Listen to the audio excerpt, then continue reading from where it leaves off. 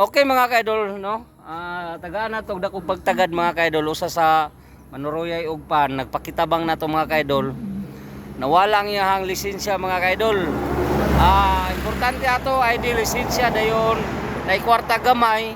Depende na sa inyo mga kaidol. Ug inyong iuli ares ako iuli mga kaidol kay tagaan ta Pan balig 100 mga kaidol. Mo lang na ako ang pahalipay sa inyo ha. Ato istoryahon kadali ang tagya mga kaidol. Okay, boss idol panawagan. Boss, wala ang lisensya aning itaka boss ba na sulod daw wallet. Mas kung wallet na sulod lisensya yabe. And ay kwarta nga 500. Mga alas 2 ito usay. Wala. So karorang orasa no? Oh.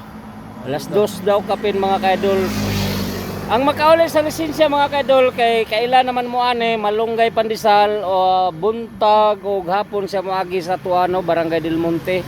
So sa nakakita palihog ko og daghang salamat ninyo mga kaidol sa malumong kasing-kasing.